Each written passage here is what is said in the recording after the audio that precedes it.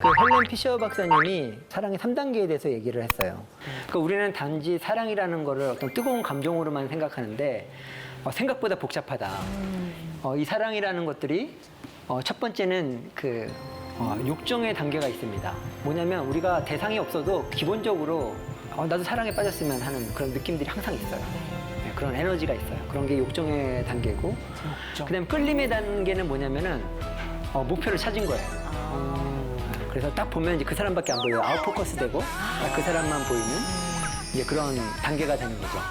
그리고 애착의 관계는 뭐냐면은 그런 떨림이나 그런 건 없지만은 이제 배우자로서 이제 평생 같이 할 수 있는 그런 연결이 소위 말하는 그 정의 단계, 정으로 사는 단계. 이제 거기에 이렇게 3단계로 나눠지게 됩니다.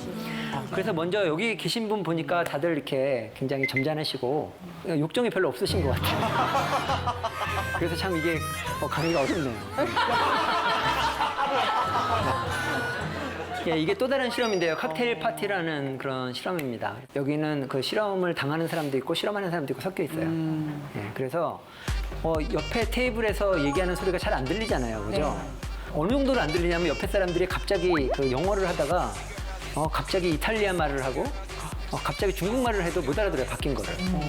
그런데 옆에 소리가 들리는 경우가 있어요. 자, 무슨 소리가 들릴까요? 그러니까 어떤 내용이 귀에 솔깃하게 이렇게 들어오게 될까요? 뭐 전화번호 전화번호. 어디 사니? 905 이런 거. 네. 그래서 과학자들이 여러 가지 실험을 해봤어요. 실험을 해봤더니 주로 자기 이름이 나올 때, 그렇죠. 이름이 나올 때 이거 굉장히 중요한 문제잖아요. 누가 내 얘기를 하고 있는 거잖아요. 그래서 예, 그런 경우가 있고, 두 번째는 뭐냐면 약간 성적인 단어가 나올 때. 여기 실험에서 여러 가지 실험을 했지만 그 중에 결론 중에 한 가지가 뭐냐면 우리가 이름과 성적인 그 단어와 같은 걸 달리 해석하면 우리 생존과 그 번식에 굉장히 민감하다는 거죠. 평상시에도. 그렇죠, 효진 씨? 잘 들리죠? 이름이. 네네. 네, 그러니까 가끔가다 제가 이렇게 이름을 불러주면 학생들도 이렇게 자다가 이렇게 깨어나게 됩니다. 맞아. 잠결에서도 이런 소리는 네, 들리더라고요. 그렇죠. 잠결에도 계속 듣는 능력이 계시잖아요.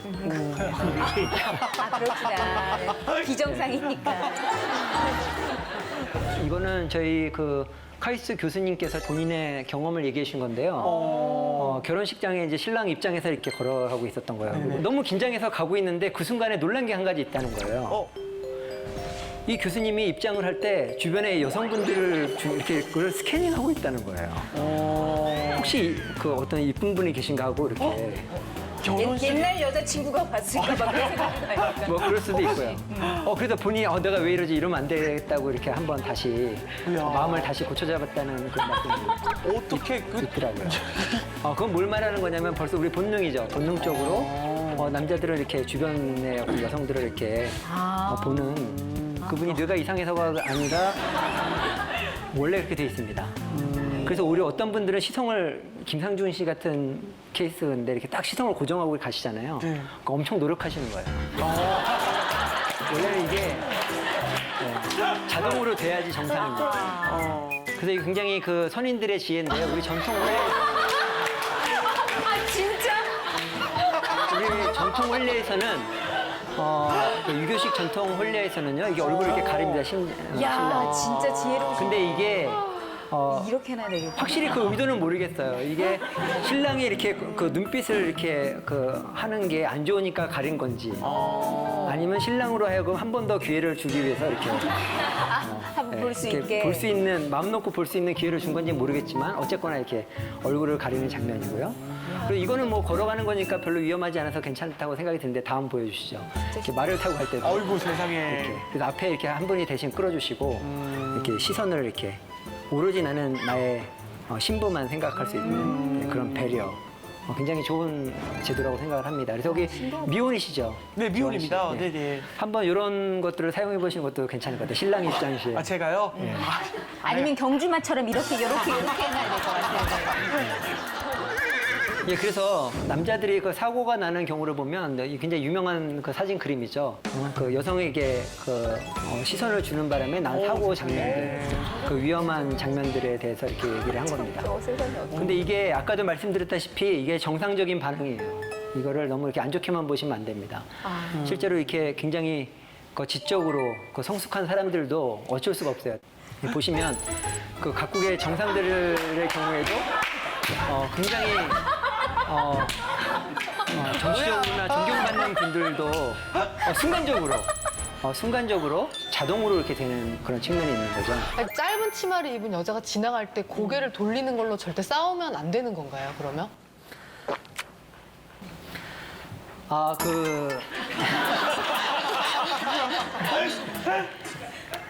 굉장히 건강한 뇌를 가졌구나. 이렇게 생각을 해주시면 되겠습니다. 교수님 말씀하시니까 다들 하는군요. 제가 와이프한테 얘기했다 진짜 맞을 뻔했거든요. 그래서 남성분들은 또 이 시선을 잘 이렇게 조정을 하셔야 되겠죠, 그죠? 그래서 이 어떻게 하면 우리가 시선을 이렇게 잘 고정시킬 수 있을까? 그래서 그게 아이디어 상품이 하나 나왔어요. 그래서 그거에 대한 그 홍보 동영상을 제가 잠깐 보여드리도록 하겠습니다. 굉장히 유명한 여배우인데요. 네. 이 여성들이 불만인 거죠. 그 남성들의 시선이 얘기할 때 눈을 봐야 되는데 왜 이 시선이 이렇게 되느냐? 눈을 봤으면 좋겠다.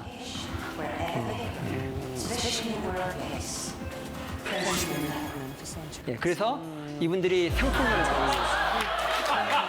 눈을 보게 되는 그런 아이디어 상품을 만들어내는 거예요.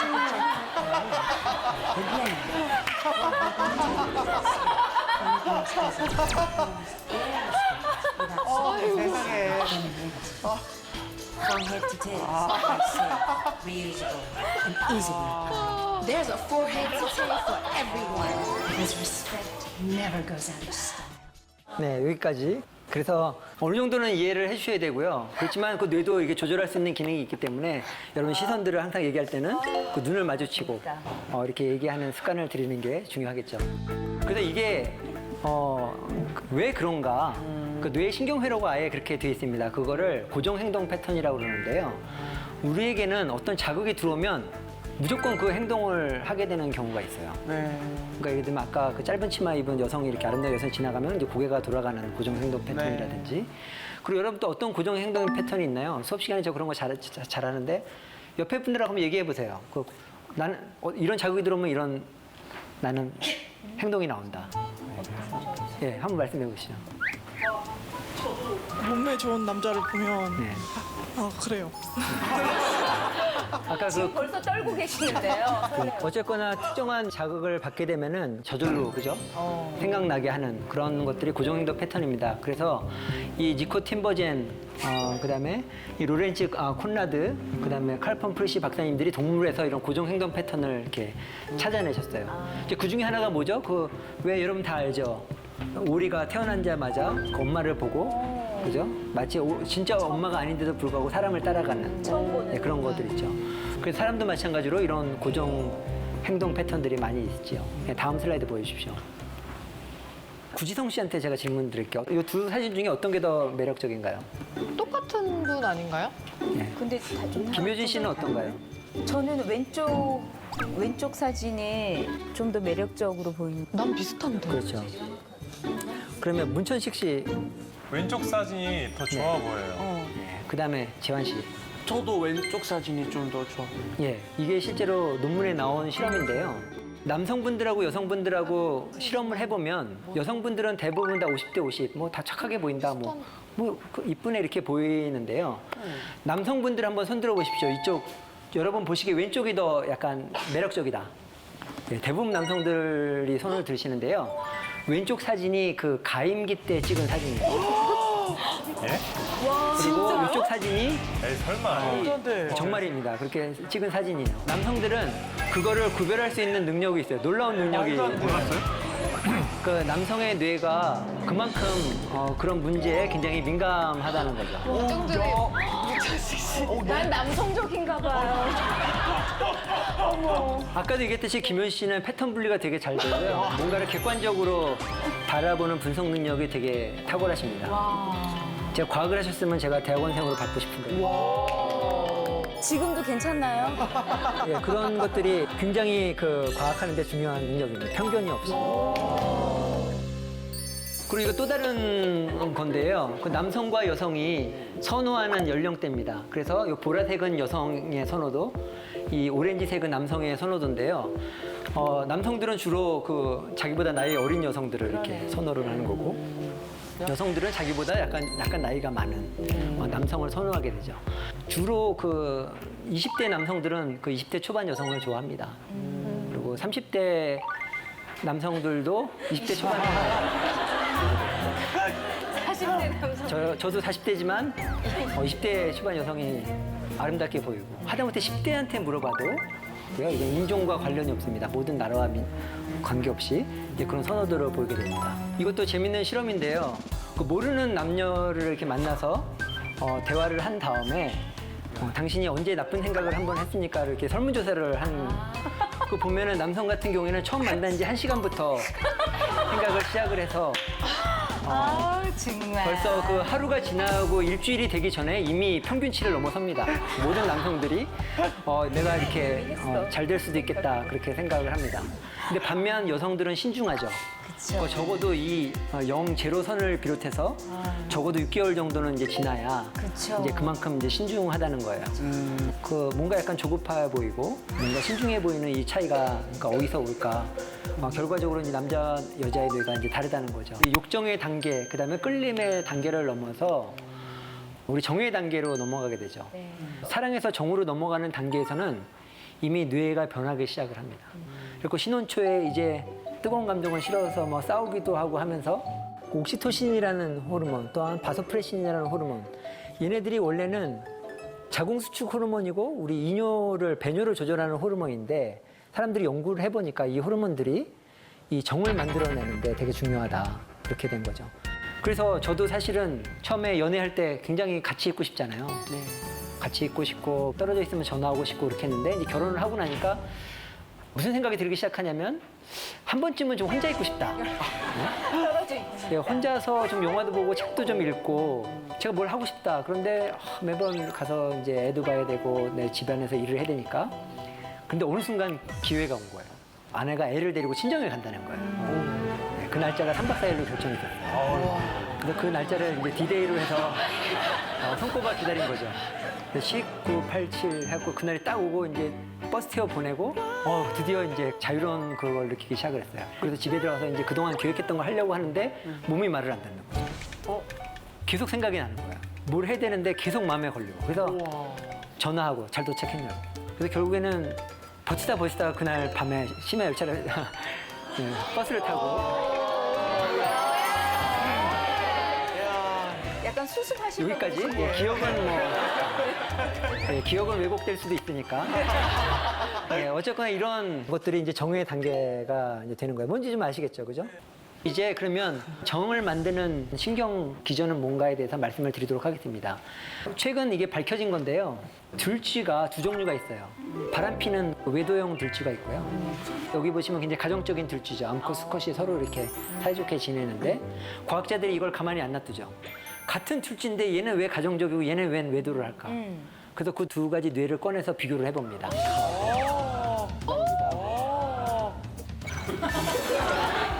어떻게 얘기할까요? 꺼낸 게 좀 자극적인가요? 제 직업이기 때문에 어떻게 해서 과학자들은 뭔가를 이제 꺼내서 이렇게 봐야 되니까. 그래서 그 두 뇌를 비교를 합니다. 비교를 해가지고 드디어 원인 물질을 찾아내게 돼요. 이 뇌를 이렇게 자른 단면인데요. 보시면 아래쪽에 까만 점 같은 게 보이시죠? 네. 그게 뭐냐면 배측 창백이라는 그런 뇌 부위예요. 특수 뇌 부위인데요. 시상하부에. 거기에 바소프레신 리셉터가 굉장히 수용체가 많이 발현이 됩니다. 아까 바소프레신이 굉장히 그 정을 만드는 데 중요하다고 그랬죠? 이 바소프레신 신호를 받는 그런 유전자가 굉장히 이 가정적인 생쥐에 많이 발현을 하고 있었던 거예요. 그래서 과학자들이 또 실험을 했어요. 그러면 바소프레신 수용체를 외도하고 바람피는 생쥐의 뇌에 넣어서 유전자를 발현시켜줘 본 거예요. 그랬더니 이 쥐가 그래프에서 보는 것처럼 가정적으로 변했어요. 우와. 그래서 과학에서 그 인과관계를 밝히게 된 거죠. 그래서 사람한테 적용할 수 있겠습니까? 없겠습니까? 있어요? 네, 굉장히 간절하게 원하시는 분이 있으신 것 같은데요. 사람한테서는 이게 불법 시술이죠, 그죠? 그렇죠. 네, 그렇죠. 유전자를 발현시키려고 그러면 뇌에 여기 두개골에 구멍을 뚫고 거기다가 뇌 속에다 주사를 해야 되는데요. 있었으면 불티나게 팔릴 수 있죠. 이게 엑스레이나 MRI 같은 거 촬영하면 저렇게 나오기는 하나요? 저는? 그러게. 굉장히 좋은 질문인데요. 아직 사람한테서는 저 외도하는 사람과 가정적인 남자와 그 두 가지를 비교해 본 경우는 없습니다. 아마 사람한테서도 그걸 볼 수 있다 그러면 굉장히 좋을 것 같습니다. 예. 유전이요. 다들 외도의 이야기야. 예, 그 다들 너무 발끈하신 것 같아요. 이렇게 관심이. 다른 기회에 특집으로 다루도록 하겠습니다. 그러면 과연 그럼 여러분들 여기 미혼이신 분들은 저 남자가 멋져 보이는데 저 사람이 어떤 성향을 가지고 있을까 궁금하시잖아요. 궁금하죠. 예, 그래서 이 외도형 수컷 쥐하고 가정적인 수컷을 이제 비교를 해봤어요. 이건 공간학습 능력을 테스트한 건데요. 희한하게도 외도를 잘하는 생쥐가 공간학습 능력이 뛰어난 거예요. 길을 잘 찾아요.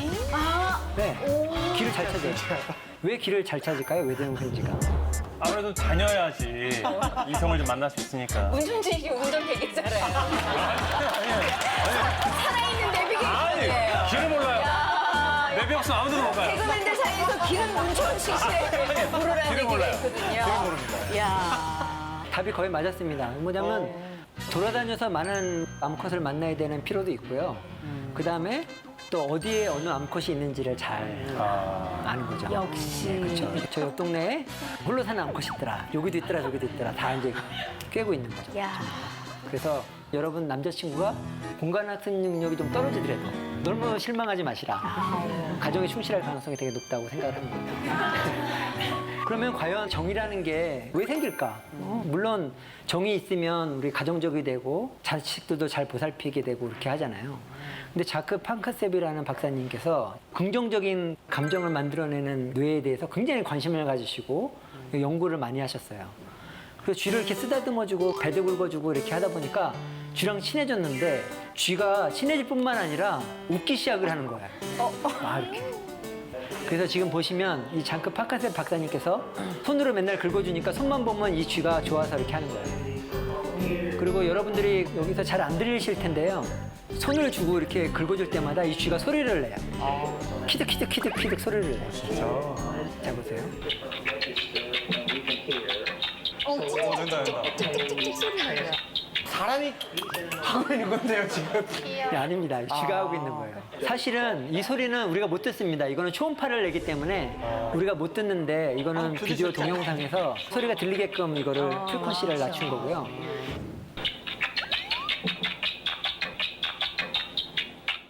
사실은 이게 사이언스에 나온 결과예요. 근데 좀 아까운 것 중에 하나는 뭐냐면 제가 이걸 알고 있었어요. 왜냐면 쥐가 사납고 그렇거든요. 근데 볼펜 같은 걸 이렇게 긁어주면 얘가 좋아가지고 이렇게 눕기도 하고 그렇다는 거 알았어요. 그래서 실험할 때 항상 그렇게 했거든요. 쥐를 다루는 방법을 알고 있었는데 웃을 줄은 몰랐던 거예요. 그리고 어느 대학에서 또 제가 쥐를 잘 만진다고 하니까 뭔가 좀 도와달라고 연락이 왔어요. 그래서 제가 그 대학을 갔어요. 그랬더니 거기 실험실 학생들이 흰 가운을 입고 이렇게 쫙 도요를 하고 있었어요. 그리고 저도 굉장히 으쓱해지잖아요. 그래서 제가 쥐를 만지는 사람으로서 이제 딱 가운데를 이렇게 흥분한 식으로 갔어요. 그리고 뭘 도와드릴까요? 물어보니까 학생들이 쥐를 못 만지겠다는 거예요. 뭐 그 정도야 제가 간단하게 도와드릴 수 있습니다. 갔어요. 그런데 여러분 아셔야 될 게 쥐가 두 종류가 있어요. 생쥐가 있고 렛이라는 큰 쥐가 있잖아요. 아이고. 그리고 보통은 생쥐를 연구하시는 분들은 생쥐를 쥐라고 하고요. 렛을 연구하시는 분들은 렛을 쥐라고 합니다. 근데 그게 렛이었는데 그냥 렛이 아니라 굉장히 나이 들고 큰 렛이었어요. 그래서 이런 강아지만한 렛이 있었어요. 그래서 갔는데 강아지만한 렛이 이미 벌떡 일어섰어요. 이렇게. 눈을 이렇게 뜨고 거기가 식품영양학과였는데 뭘 잘못 먹이셨나 봐요. 그래서 얘가 공격성이 대단하게 돼서 이렇게 누런 이빨을 내밀고 얘가 일어서 있었어요. 뒤에서는 이제 박수를 치고 있고. 그다음부터 어떻게 했냐면은 내가 손에 피를 흘리는 한이 있어도 이거는 옮겨야 되겠다. 그렇게 생각하고 한 게 뭐냐면은 막대기를 하나 달라고 해서 볼펜으로 이렇게 긁기 시작을 했죠. 목욕을 안 하잖아요. 보통 실험실에서. 얘가 이제 몸을 대기 시작을 하든지 이제 긁어주니까 시원하니까 한 10분 있으니까 두루 눕더라고요. 그래서 제가 손으로 긁어주고 딱 들어서 이렇게 옮겼더니 그때부터 우루야 같은 이렇게 동물도 뇌에 좋은 감정을 만들어내는 관계가 있고 저와 관계가 형성이 된 거죠. 긁어주는 거라서. 제가 떠나는데 되게 슬퍼하는 거 같아요. 수많은 동물 중에 왜 쥐가 꼭 실험용이어야 되는 건가요? 나는 되게 많은 동물들이 있는데. 사실은 실험이 이게 쥐가 역사가 있습니다. 특히 중국이나 일본이나 사람들이 쥐를 애완용으로 키웠던 것 같아요. 그래서 좀 알록달록하고 이쁜 쥐가 있으면 그거를 아이템으로 바라봤나 보죠. 그래서 집에 데려와서 교배를 하고 또 교배를 하고 근친 교배를 하다 보니까 이제 거의 뭐 쌍둥이 같은 쥐들이 태어나기 시작한 거죠. 그래서 쥐가 실험동물로 되게 좋은 점 중에 하나는 만약에 김상중 씨하고 저하고 네. 쥐라고 하면은 유전자가 똑같아요. 오. 그렇기 때문에 여기는 약물을 주고 여기는 약물을 안 주고 비교를 해보면 찾을 수가 있어요. 근데 만약 유전자가 많이 다르면 뭐 체질이 다를 수도 있고 그렇죠. 많은 변수가 있잖아요. 그래서 쥐가 굉장히 수백 년 동안 우리 선배 과학자들이 혹은 선배 브리더들이 네네. 열심히 그런 거를 이렇게 종을 만들어 놨기 때문에 실험을 하는 거고요. 그 또 한 가지는 3주만 지나면 벌써 어른이 되기 시작을 해서 아, 그렇죠. 7주나 8주가 되면은 새끼를 낳기 시작을 합니다. 그래서 실험용 생쥐는 8마리에서 10마리를 낳고요. 한 배에서 많은 개체를 얻을 수 있는 그런 장점도 있어요. 네. 그리고 가장 중요한 장점은 포유류고요. 네. 그래갖고 사람과 상당히 유사한 생리적인 기전을 갖고 있다는 거죠. 네. 사람이 갖고 있는 내부가 또 쥐에도 있고. 그래서 사람과 가깝다는 그런 또 장점도 있습니다. 그러면 과연 사람에 대한 좋은 감정이 무슨 기능을 하느냐. 과학자들이 연구해 보니까 그중에 중요한 기능 중에 하나가 분노를 억제하는 기능이 있습니다. 사랑과 분노는 동전의 양면과 같아서요. 사실은 사람들이 정말 분노하지 않고 다들 천사 같다면 어떻게 보면 사랑이 필요하지 않을 수도 있어요. 근데 정말 사회가 각박하고 경쟁하고 저 사람이 나를 방해해도 화가 나고 방해 안 하고 너무 잘 나가도 화가 나고 뭐 이런 정말 분노의 사회잖아요. 분노가 있다는 것 자체가 사랑의 중요성을 이제 얘기를 하는 거죠. 이건 분노와 사랑을 극단적으로 보여주는 그 향수라는 영화죠. 그래서 이 사람이 재판대에 섰잖아요. 그래서 온 관중들이 청중들이 이 사람을 죽여라 막 항의를 하고 막 분노를 하는데 이 사람이 향수를 뿌리죠.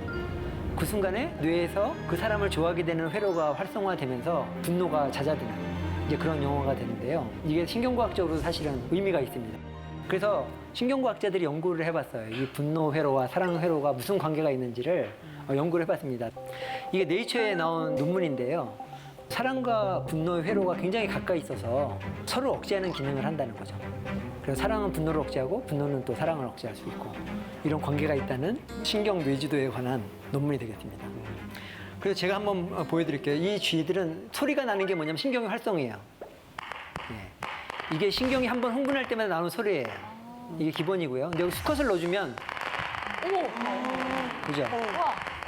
이 공격성과 분노가 나올 때 이 신경이 마구마구 활성화가 더 되는 거죠. 그러면 이 신경이 분노를 만들어내는 신경세포인 거를 알 수가 있는 거죠. 이 수컷 생쥐가 들어오기 전까지는 굉장히 조용한 소리가 나다가 들어오니까 굉장히 소리가 커지는 거죠. 그죠? 다음에는 뭐냐면, 자, 이게 아까 그 똑같은 분노 신경세포예요. 신경세포가 화를 내고 있죠. 따닥따닥. 여기다가 암컷을 넣어줍니다. 그럼 한번 보세요. 어떤 일이 일어나는지. 조용하죠. 와, 신기하다. 그러니까 이게 신경회로의 원리입니다. 굉장히 순식간에 일어나잖아요. 네. 이게 바로 이 두 가지 종류의 신경세포가 아주 가까이 등을 맞대고 있다는 거예요. 그래서 이번에는 사실은 암컷이에요. 그래서 얘가 구행동을 하고 교미행동을 하려고 하는데 이 순간에 빛으로 분노 신경을 자극해 준 거예요. 억지로 과학자들이.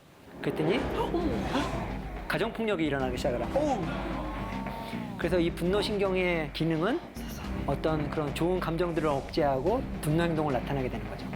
그리고 또 다른 비디오인데요. 이거는 화를 낼 필요가 없는 전혀 상관이 없는 고무장갑이에요.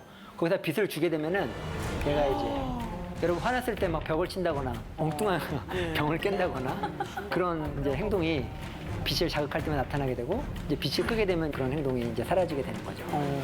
그래서 결국에 그 신경과학자들이 아는 거는 뭐냐면 사랑과 공격 신경세포가 서로 억제하는 관계다. 이런 것들을 알 수가 있었고요. 그래서 우리가 여기서 한해 아이디어를 얻을 수 있는 거는 굉장히 지금 사회가 각박하고 학교 폭력도 심각하고 그렇죠. 그래서 여기서 우리가 폭력을 없애려고만 노력할 게 아니라 학생들에게 정말 우정을 쌓고 서로 좋은 감정을 가질 수 있는 기회를 만들어 준다고 하면 이런 폭력적인 것들이 저절로 억제가 되지 않을까. 이게 이제 신경과학적인 조언이 되겠습니다. 자, 이번 주제는 말이죠. 우리는 어떤 인간을 사랑할까? 라는 주제입니다. 이 주제 얘기 들으시고 어떤 생각들이 드셨어요? 심채경 선생님. 너무 어려웠어. 너무 어려웠고 네. 사실 저는 약간 또 직업병이 도지기 시작한 게 네.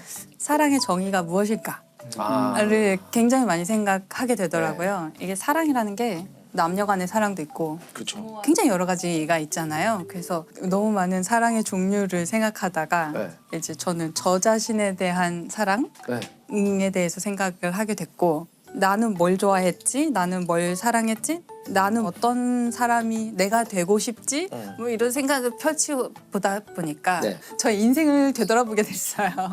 사랑의 관점으로. 아, 네. 그래서 제작진한테 이제 사랑의 정의가 무엇이냐를 되물었습니다. 그리고 답을 받지 못했어요. 그걸 또 되물으셨어요? 아, 네. 이러면 이제 논문을 쓸 수가 없는 거죠. 정의가 안 되니까. 정해지지 않아서 제 속에 들어왔다 나가셨어요? 아직 지금 똑같았나요? 저 찾고 있어요 지금.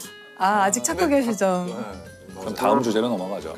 아, 그래요? 아직 찾지를 못하셨다는데. 아, 저는 너무 좋아요. 그 김영하 네네. 선생님도 이 주제를 듣고 어떠셨어요?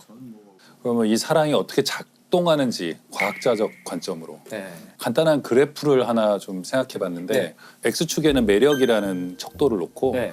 Y축에는 이제 신뢰라는 척도를 놓아요. 오. 가까운 사람의 경우에는 매력보다 신뢰가 훨씬 중요해진다고 생각해요. 그렇죠. 예. 그리고 멀리 있는 사람은 신뢰보다는 매력이 있으면 사랑할 수 있다고 생각해요.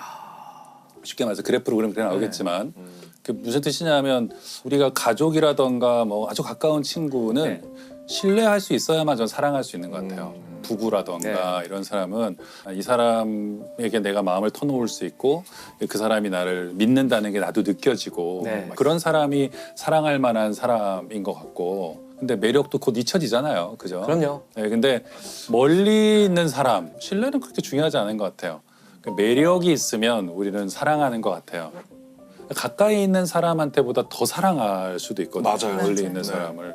도대체 우리가 멀리 있는데 뭘 한다고 매력을 느끼며 그 사람들을 그렇게까지 사랑하나 그것에 대해서 좀 생각해봤어요. 뭐가 우리를 멀리 있는 저 별과 같은 존재들 뭐 그런 존재들을 사랑하게 만드는가. 신뢰 말씀하시니까 그 배경옥 작가의 소설 중에 애인의 애인에게란 책이 있어요. 네네. 거기 보면 어떤 그 재밌는 문장이 나오냐면은 결혼은 상대에게 예측 가능성을 주는 것이다. 결혼 이전에 서로 만나고 애인 사이일 때에는 사실 끊임없이 놀라움을 사실 줘야 돼요. 아, 그렇죠. 그렇죠. 사실 그 사랑하는 사이는 서로 간에 모르는 게 있어요. 무지가 있어야 사랑이 네. 완벽하게 알땐 사랑이 생기지 않고 설렘이 생기지 않거든요. 맞아요. 아 너무 슬퍼. 하지만 그 사랑이 이제 제도로 들어갈 때 우리에게 필요한 것은 상대에게 예측 가능성, 바로 신뢰를 얘기하는 거죠. 그렇죠. 네. 그러니까 이제부터는 저 사람이 내가 어떻게 행동할지를 충분히 예측 가능하게 해줘야 되고 그러기 위해서는 끝없이 약속을 지키는 그렇죠. 작은 맞아요. 약속들, 수많은 약속들을 지켜가는 과정을 통해서 그런 차이가 있는 것 같아요. 그게 특히 그 얘가 그 결혼 제도가 보여주는 사랑이 그런 종류의 사랑이에요. 네. 그러니까 다시 말해서 그토록 뜨거운 열정은 없어지고. 이제 시작도 안 한 사람들 기본적인 거. 그러니까 지금 저만 미혼인 거죠? 그렇죠. 그 결혼 제도에 대한 뭐랄까요? 특히 저희 같은 90년대생들부터 그 제도에 대한 약간 근본적인 회의감을 갖게 되는 그런 이제 그런 마음이 있어서 그러니까 저는 참 되게 무섭기도 하고 일단은 네. 되게 긴가민가 해요. 네. 아, 어떤 사람과 영원을 약속을 하고 뭐 주례를 하고 친구들을 모으고 네. 그런 일이 내 인생에서 일어날 수 있을까에 대한 생각을 예전에는 자연스럽게 그냥 뭐 나도 때 되면 뭐 취직해서 열심히 이렇게 해서 결혼하겠거니 했는데 일단은 제가 삶을 사실은 어떻게 보면 비일반적인 삶을 제가 선택해서 살게 된 것도 있고 요 몇 년 전부터 약간 갑자기 내가 안 할 수도 있지 않을까라는 생각이 들더라고요, 처음으로. 근데 그게 한 번 드니까 약간 걷잡을 수 없는? 아, 사실은 옛날 어른들이 얘기할 때 다 하면 결혼은 뭣도 모를 때 해야 된다. 근데 저희 어머니 아버지도 그렇게 얘기하셨어요. 예. 딱 제 나이 때 하셨는데 예, 잘 몰랐다고. 지금 널 보니까 물론 부모님이셔서 그렇지만 네. 진짜 아무것도 모르는 어린애 같다. 근데 저도 제가 그런 것 같거든요. 나도 내가 어린애 같아요. 아, 감독님은 진짜 그런 것 같아요. 감독님은 드물게 정말로 그런 거 저는 딱 되게 단순하게 생각했습니다. 어제 보고 그제 봤는데 내일도 보고 오늘도 보고 봤는데 내일도 보고 싶어. 매일매일 보고 싶어. 그러면 결혼하는 거지. 쭉 하다 보니까 어떻게 결혼 얘기까지 왔고 되게 궁금해하시는 분들이 많을 것 같아서. 네, 근데 지금 그 세대가 전부 거의 대부분이 이제 거의 이제 디폴트를 결혼해야 돼? 뭐 이런 비혼을 거. 디폴트로 네, 놓고 아주 특별한 경우에만 결혼하는데 맞아요. 그게 또 하나 문제가 요새 이제 결혼이 거의 중산층 이상의 문화가 되어가고 있어요. 결혼을 할 때 비용이 많이 들기 때문에 이게 좀 소득이 낮거나 저소득층이거나 이런 경우에는 굉장히 큰 결심을 해야만 결혼이 가능해지고 절대적인 소득이 낮아서가 아니라 결혼을 함으로써 포기해야 되는 비용이 있잖아요. 예, 그래서 기회비용이 많이 사죠. 너무 크죠. 그거를 나는 내가 혼자서 더 윤택하게 사는데 투자하고 싶은 맞아요. 게 더 정말 말씀하신 대로 기본이 된 것 같아요. 맞아요. 근데 19세기 이후에 낭만적 이 결혼관에서는 결혼을 사실 연애의 연장처럼 생각했기 때문에 사랑이 계속돼야만 하고 막 가슴이 계속 몇 년 동안 몇십 년 동안 뛰어야 되는 줄 알지만 그러면 병원에 가야죠. 몇십 년간 가슴이 뛰면 신부전이네. 저는 그거보다는 성격이 달라진다고 생각해요. 결혼하면 굉장히 장기적인 어떤 신뢰 관계로 들어가는 것이고 그래서 저는 신뢰도 매우 굳건하고 오래 지속되는 신뢰도 일종의 사랑이라고 생각해요.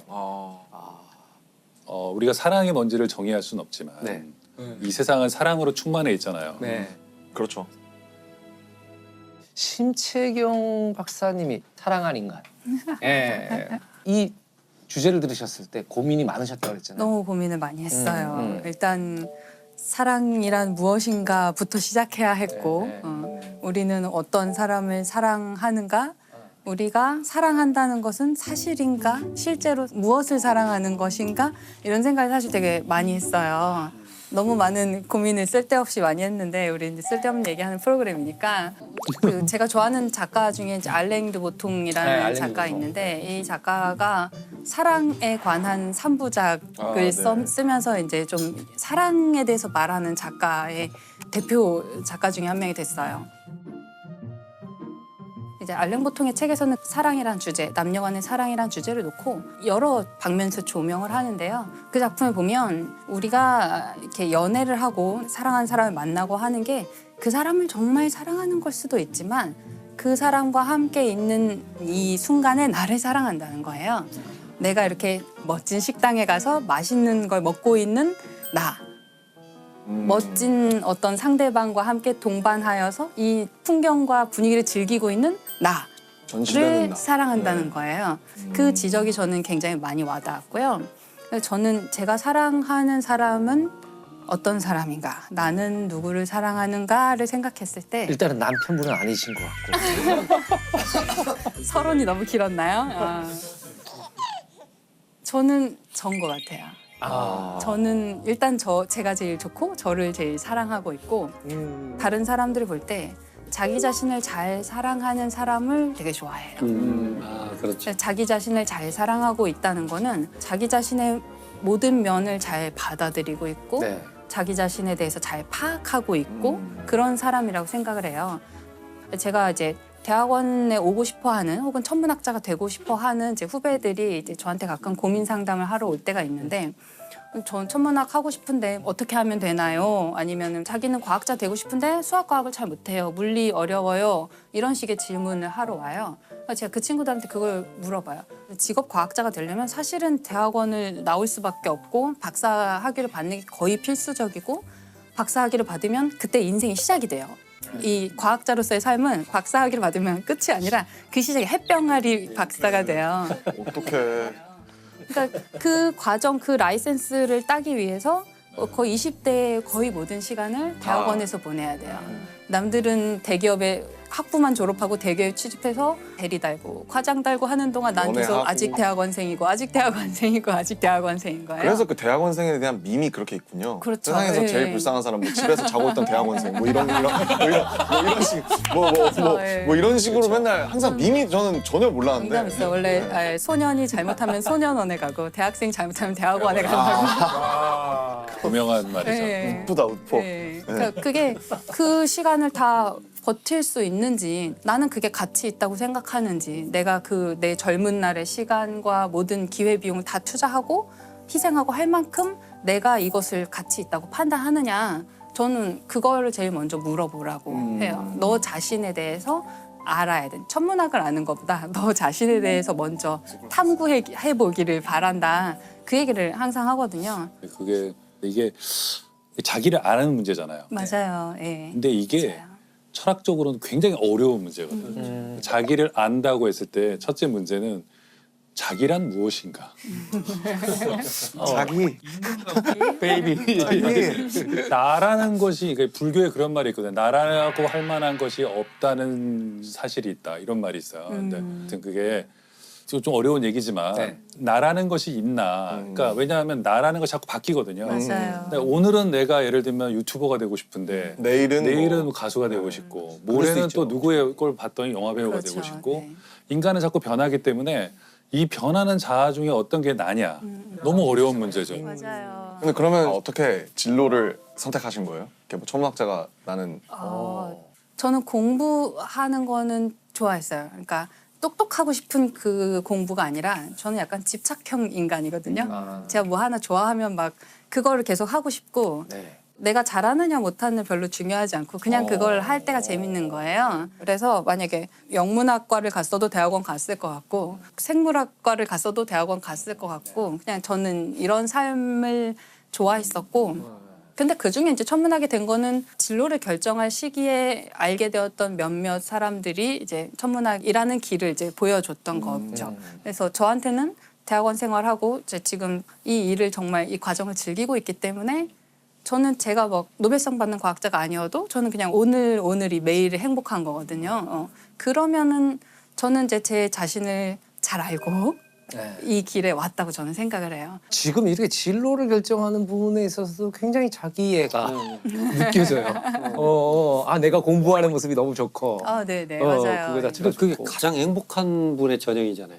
내가 정말 잘하는 건데 내가 좋아하는 거고 그것이 내가 직업으로 선택할 수 있고 이게 정말 행복한 거죠. 덕업일치라 그러죠. 그쵸, 네. 그쵸. 그래서 최근에 이제 재밌었던 거는 김연경 선수의 인터뷰. 김연경 선수. 네, 김연경 선수의 배구 선수, 인터뷰가 배구 선수. 저는 너무 마음에 와닿는 거예요. 그분의 인터뷰가 어떤 식이냐면 김연경 같은 선수는 100년에 한 번 나올까 말까 한 선수라고 생각하는데 정말 그렇게 생각하시나요? 물으면 그분은 네라고 대답하시는 거예요. 정말 그렇게 생각합니다. 정말 그렇게 생각합니다. 동의를 하기는 하죠. 네. 100년이 돼도 나오기 쉽지는 않기는 하죠. 쉽지는 않긴 하는데. 그리고 뭐 팬들이 달아준 댓글 중에 제일 마음에 드는 거는 교회에는 성경, 절에는 불경, 배구는 김연경.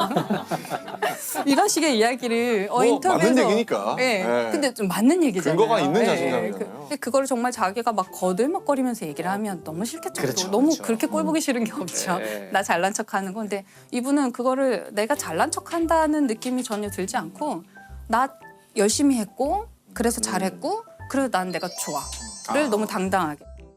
뛰고 싶다라고 이제 얘기도 많이 하고 하는데 그거는 그 사람들의 생각이고 네, 제 생각이 중요한 것 같습니다. 제가 잘 결정할 수 있도록 하겠습니다.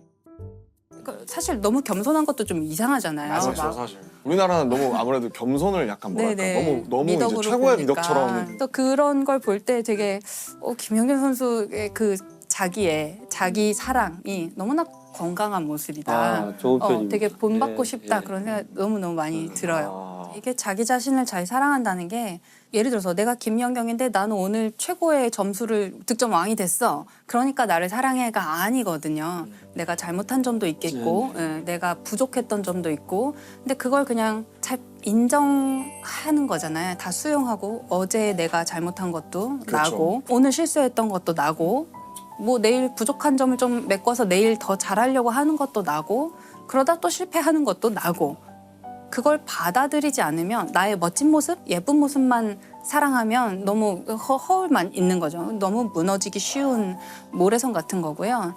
내가 못난 점도 있고 내 가장 발자크스러운 점을 내가 스스로 가장 잘 알지만 그래도 그런 나를 사랑하는 것이 굉장히 어려운 일이에요.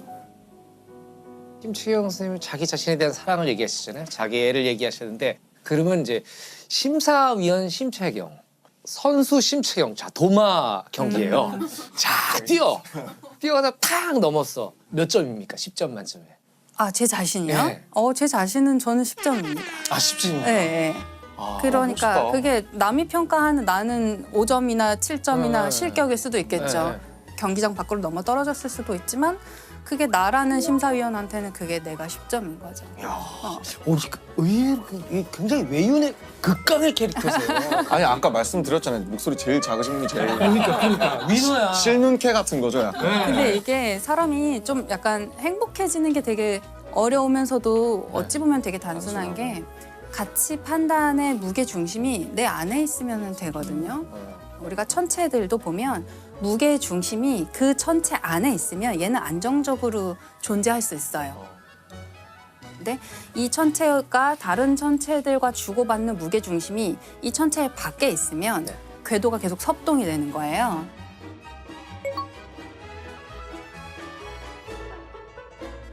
저는 가치 판단의 기준도 그게 자기 안에 있을 때 좀 더 안정적으로 살 수 있는 것 같아요. 그래서 좋아요를 눌러준 사람이 별로 없더라도 괜찮고. 그렇죠.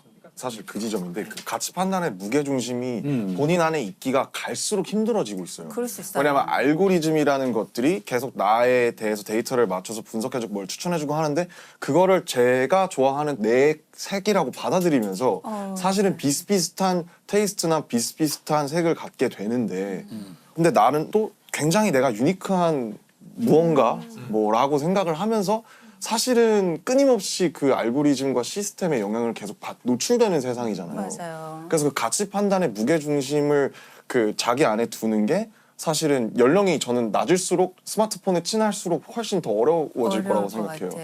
오히려 좀 혼란스러울 것 같아요. 그 SNS나 네, 아까 말씀하신 것처럼 자기 안에 있어야 된다고 그러는데 그 자기가 있느냐 이게 일단 문제고. 이러면 오늘 녹화가 안 끝나요.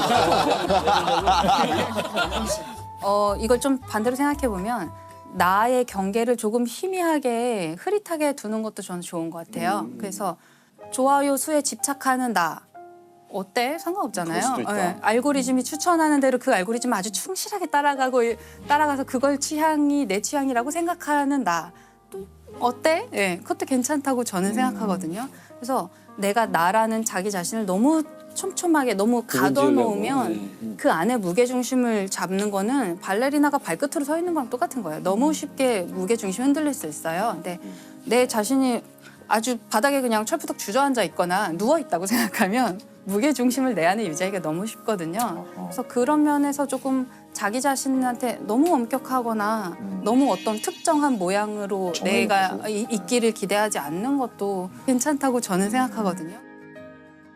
심채경 박사님께서 그 아일랜드 보통의 불안이라는 소설 네네. 언급을 하셨는데 다들 읽어보셨을 거 아니에요? 안 시원하네요. 저 안 읽어봤는데. 보통 사람들 다 읽나 봐요. 이게 자꾸 웃으면 안 되는데 웃겨요. 가끔. 예. 저는 좋아하는 책인데요, 네. 사실은. 어떤 이게 책이에요? 불안이 우리말로는 책 제목이 불안이라고 번역이 됐지만 원래는 지위 불안이라는 원제인데 손가락 그림이 나와요. 손가락이 하나 있을 때는 행복한 거예요. 우울하지 않아요. 근데 더 큰 손가락이 등장하면 이제 우울해지는 거예요. 이게 비교 대상이 나타나면 비교. 예, 나의 지위가 이제 불안해지는 흔들리니까. 거죠. 예. 그리고 현대 사회에 이런 지위 불안이 좀 더 심해진다는 거죠. 예전에 작은 마을에서 살고 있을 때는 그냥 웬만해도 다 비교 대상이 별로 네네네. 없으니까 내 이 정도면 잘생겼지 맞아요. 이러면서 네. 살아갈 수 있었는데 이제는 비교 대상이 전 소설. 세계로 네. 확대됐고 소설이 진짜 큰 것 같아요. 네. 네. 그러니까 지위 불안이 심해졌죠. 청소년. 흔히 그런 건 이제 열등감, 그렇죠. 뭐 네, 열패감, 네. 뭐 네, 네. 이렇게. 이게 열등감과 열등감 콤플렉스는 다른 거예요. 네. 열등감 누구나 다 있죠. 근데 나만 있는 걸로 생각하지만 그 열등감은 발전에 도약이 되죠. 아, 그렇죠. 근데 이걸 인정 안 하는 게 열등감 콤플렉스예요. 그러니까 작은 키가 큰 보폭으로 간다든지 네. 그런 사람이 어깨를 더 크게 움직이는지 목소리를 더 크게 한다든지 이건 있는 그대로 받아들이지 않고 역으로 열등감 콤플렉스가 돼버린 거죠. 열등감 얘기를 해주시니까 이제 다시 김연경 선수의 이야기로 좀 돌아가고 싶은 생각이 드는데요. 그렇죠. 김연경 선수에서 여기까지 왔어요. 맞아. 네, 그 김연경 선수가 그런 너무나 자신만만해 보이는 인터뷰 같은 거를 할 때 그 인터뷰가 거만하거나 오만해 그렇죠. 보이지 않는 그런 여러 가지 이유 중에 하나는 이분이 옛날에는 굉장히 키가 작은 선수였다고 하더라고요. 초등학교 4학년 때인가 배구를 시작했는데 중학교 3학년 때까지 배구단에서 제일 작아서 계속 벤치에만 있는 거예요. 자기는 경기를 뛰고 싶지만 계속 벤치에 앉아 있고 뭐 그런데 그 상황이 되면 누구나 굉장히 열등감, 열패감에 사로잡힐 수 있죠. 나는 왜 못 뛰지? 나는 뭐가 부족해서 아니면 배구 그만둘까? 이런 고민을 분명히 했을 텐데 너무 재밌는 게 이분은 그 벤치에 앉아서 선수들의 플레이를 계속 봤다는 거예요. 계속 관찰을 해서 이런 플레이를 하면 이런 결과가 나왔고 저기서 저 선수들이 어떻게 뛰었더니 이런 좋은 세트 플레이가 나왔고 이런 거를 계속 관찰할 수 있는 되게 좋은 기회로 삼았던 거예요. 벤치에서 마치 감독이나 코치가 된 것처럼 몇 년을 배구 경기를 열심히 관찰했기 때문에 나중에 본인이 정말 키가 훌쩍 자라서 본인이 직접 플레이를 하게 되었을 때는 이 배구 경기장의 흐름을 너무나 잘 아는 선수가 된 거죠. 그럼 박사님은 뭔가 그렇게 그 김연경 선수님의 작았던 키처럼 뭔가 이렇게 벽 앞에 막혔다라고 느꼈을 때 어떻게 극복하셨는지 그런 케이스가 있으신지. 벤치에 앉아 있었던 그렇죠. 저는 대학에 처음 들어왔을 때가 좀 어려운 시기였어요. 제가 망원경을 직접 본 적이 한 번도 없는 상태였어요. 저는 그냥 과에는 뭐 중학교 때부터 자기가 렌즈를 직접 깎아서 망원경을 만들어 본 사람. 장인이 있어, 장인이. 네. 갈릴레오 지대도 아니고 전문학자 하기 힘들다, 힘들어. 네, 아주 어릴 때부터 관측을 많이 해본 사람, 집에 굉장히 큰 경통의 망원경이 있는 사람들이 많은 거예요. 그리고 제가 잘 모르는 별자리 신화 이야기를 막 끝도 없이 나오는 거예요. 그럴 주눅 때 들었겠다. 완전히 주눅 들죠. 완전히 주눅 들고 나는 별자리도 모르는데 학교에서는 별자리 가르쳐주지 않아요. 그러면 저는 계속 교양이 없는 상태로 교양이 없는 인간이 되는 거예요. 그게 너무 이제 처음에 주눅 들기가 쉬웠거든요. 저는 그게 처음에 되게 어려웠는데 저는 좀 시간이 지나면서 제가 할 수 있는 일을 찾기 시작했어요. 예를 들어서 과학은 우리가 팀을 이루어서 일을 하기 때문에 계산 잘하는 친구가 너무 필요하고요. 컴퓨터 코딩 잘하는 친구가 필요하고 그래프를 너무 멋있게 누구나 이해할 수 있는 좋은 그래프를 그리는 친구가 또 필요하고요. 또 뭐 펀드가 필요하니까 과제 예산을 잘 따오는 어떤 다른 동료나 선배가 필요하고 그 모든 사람들이 팀을 이뤄서 일해요. 그중에 제가 할 수 있는 역할을 이제 찾는 거죠. 네, 그게 뭐였어요? 그렇게 하면 돈을 따오는 일? 돈을 따오려면 아직 좀 더 거물이 돼야 되고 네. 쉽지 않구나, 그거. 네, 저는 뭐 저는 왜 그래프 그리는 것도 그리는 코딩하는 것도 코딩, 좋아하고 그런 면에서 또 저는 꾸준히 가만히 앉아서 계속 그 자리에 앉아 있는 걸 잘해요. 사실은 그건 저도 재능이라고 생각해요. 좀. 재능이에요. 쉽게 질리는 사람도 있는데 너가 열심히 하고 하다가 다 못하겠으면 나한테 주고 가. 너 가. 그럼 내가 앉아서 나머지 하고 있을게. 오케이. 그러면 이제 다음날 그 친구가 와서 또 잘하는 거예요. 그래서 저는 운이 좋게도 과학은 팀을 이루어서 일을 하니까 저도 어딘가에 톱니바퀴가 맞는 데가 있는 거예요. 잘 찾아 들어가면. 제가 욕심을 막 부려서 저라는 퍼즐이 안 맞는 엉뚱한 곳에 가서 저를 막 끼워 넣으려고 하면 너무 괴로운데 그냥 그 순간에 그 팀에서 내가 할 수 있는 일을 계속 찾는 거죠. 그러면은 그럭저럭 지낼만 해요. 그럭저럭 행복할 수 있고 그럭저럭 실패하지 않을 수 있어요. 과학은 매일매일 좋다. 조금씩. 팀으로 일할 수 있고 문학은 그런 거 안 돼요. 그렇죠. 맞아. 팀으로 만들면 싸워요. 누가 서문을 쓰고 뭐 이럴 순 없잖아요. 근데 이런 얘기를 하다 보면 정말 네. 꼭 이렇게 이분법으로 나누는 게 좋진 않지만 문과와 이과의 차이가 좀 약간 보이는데 대체적으로 이공계 사람들은 좀 낙관적이에요. 대체적으로 특히 미래에 대해서 좀 낙관적인 그런 시각이 더 강해서 오히려 반대일 것 같아요. 저도 반대일 것 그렇죠. 같은데. 그렇지 않아요. 지금까지 과학이 발전만 해가서 그런가 보다. 그러니까 그게 그 계몽주의 철학과도 관계가 있을 거예요. 그러니까 과학이 우리에게 미래에 대한 낙관적인 어떤 전망을 처음에 주었잖아요. 합리적 이성의 승리 그렇죠, 같은 걸 그렇죠. 듣게 되는 거죠. 그래서 그 전에도 유명한 과학자들이랑 그 네. 철학자들이 논쟁했던 거기에 아마 알랭드 보통도 나왔을 거예요. 알랭드 보통도 나왔었고 스티븐 핑커도 나왔었고 네. 그 논쟁 보면 언제나 똑같은데 그 인공지능은 오히려 인간에게 좋은 네, 우리 미래를 좋을 거라고 얘기하지만 항상 이제 인문학적이나 저쪽 분들은 멈추시네. 미래에 대해서 되게 이렇게 안 믿어 이러면서 그런 부분에선 그런 것 같아요. 그래서 네. 심지어 이런 말도 한 적이 있어요. 과학자 중에 한 사람이 과학자란 인간이 가질 수 있는 가장 행복한 상태다. 저는 이해가 가요. 왜냐하면 내가 정말 중요한 연구를 하고 이것을 충분히 입증된다면 이 공동체 사람들은 시간이 걸릴지는 몰라도 결국 이걸 받아들일 것이다. 이런 믿음이 있지만 예술계는 그렇지는 않거든요. 내가 생각할 때 너무나 탁월한 작품을 만들고 주변에 꽤 많은 사람이 동의하더라도 망할 수 있는 거죠. 지금 교수님 말씀하시니까 저희는 벤치에 앉아 있는 순간이 매우 길죠. 3년, 4년. 네. 이러니까 이 작품을 하다 이 작품이 잘못해서 엎어지고 이 작품을 해서 엎어지고. 그동안 그래서 다른 감독들은 성공하고 네. 그걸 계속 보는 거죠. 저도 뭐 생각해 보니까 처음에 이제 영화 감독이 됐을 때 그 기술적인 것들을 너무 모르는 거예요. 저는 연출부 아주 잠깐 하고 시나리오 작가로 데뷔를 해가지고 시나리오를 하다가 나중에 이제 그 감독 데뷔의 기회를 맞은 거거든요. 그래서 그게 저한테는 초창기에는 감독이 제일 모르는 것 같은 거야. 현장에 대해서. 그러니까 혹시 저 사람 눈치채면 어떡하지? 뭐 이런 생각 갖잖아요. 그럴 수 있죠. 나의 은밀한 고민들이 생기는 거야. 어디 가서 얘기도 못 하겠고. 그렇죠. 누구한테 얘기를 해요, 이 얘기를. 다 나만 보고 있는데. 그래갖고 솔직하게 우리 촬영 감독님하고 조명 감독님한테 얘기를 했어요. 나는 현장 출신이라서 모르겠어. 지금 어떻게 돌아가는지 모르겠고 초기에 아예 모르겠다. 너무 그리고 용감하시. 이게 맞는지 틀린지 우리가 이제 연출부 때 보면은 감독님이 컷 오케이 모르겠어. 이거 다시 해. 막 이러는데 사실 지나고 보니까 감독님들도 잘 몰라요. 잘 몰라. 그래서 선글라스를 끼는 거야. 감정을 안 들키려고. 동공지진 이런 걸 안 보이게. 지도 모르겠거든. 괜히 뭔가 마음에 안 드는 것 같이 이러고 하는데 그래서 솔직히 저는 이게 이 컷이 왜 좋고 왜 나쁜지 그걸 잘 모르겠어요. 경험이 없어서 그런지. 그리고 촬영 감독이 이런 얘기를 처음 들어본 거예요. 신인 감독인데. 감독이 나한테. 왜냐면 대부분 그런 얘기 안 하잖아요. 우리 얘기를 했어.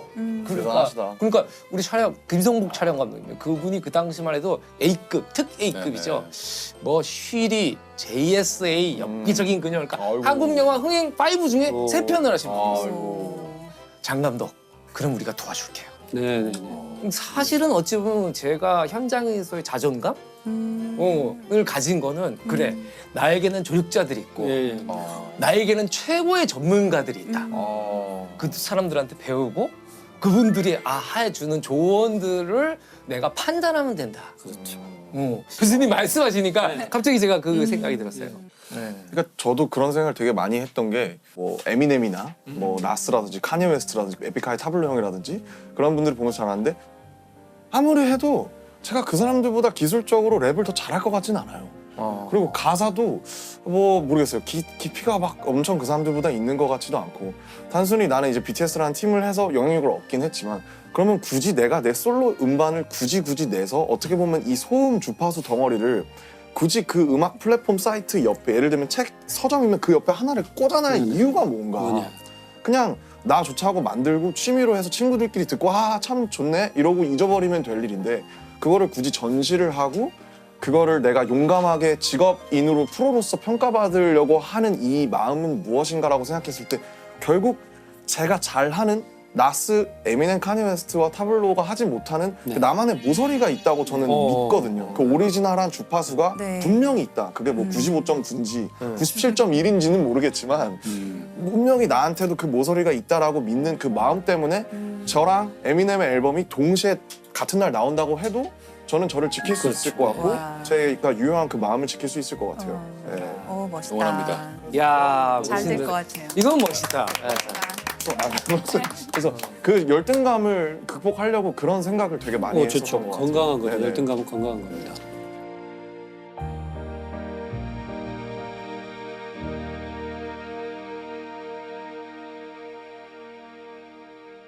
저는 심채용 박사님의 이 사실 우리 사회에서는 굉장히 베일에 쌓인 분 같은 네. 느낌이 있잖아요. 와, 너무나 뜻밖으로 10점 만점에 10점. 점수를 매기는 건 제일 자유니까요. 예, 그렇게 자기애가 있으시고 자기 자신을 사랑하시는 분인지. 강하신 것 같아요. 네, 몰라요. 네. 진짜 외운의 강. 네. 김상욱 교수님은 어떠셨어요? 짝꿍이시잖아요. 저는 사실 그 심채영 박사님이 쓰신 책이 있어요. 그 책을 보면서 받은 느낌이 있는데 그 느낌과 비슷하다는 걸 다시 한번 확인한 것 같아요. 그 책에서도 이렇게 자신감 뿜뿜하는 얘기들이 많이 나오고 1장의 제목이 대학의 비정규직 행성 연구죠. 자, 있는 그대로 표현한 거죠. 네, 그렇게 쓰는 게 쉬운 일은 아니거든요. 정확하게 표현을 하셨네. 지금은 물론 이제 지금 이제 정규직 네, 몇 달 안 연구이지만 됐습니다. 아이고 축하드립니다. 저 정년 보장의 꿈을 이루었어요. 그렇죠. 그러니까 그걸 스스럼 없이 오히려 그걸 이제 소재로 하여 글을 쓰신다는 거 보면서 뭔가 단단한 분인 줄 알았는데 이제 오늘 보니까 역시 다르지 않았다는 생각이 들었어요. 왠지 이번 편 나가면은 심창현 박사님 공익광고에 나오실 것 같아요. 진짜로. 10점 만점에 10점. 제 생각에 동화를 한번 뛰셔야 될 수도 있어요. 그다음에 심사위원도 한번 하시고. 10점 만점에 10점이었습니다.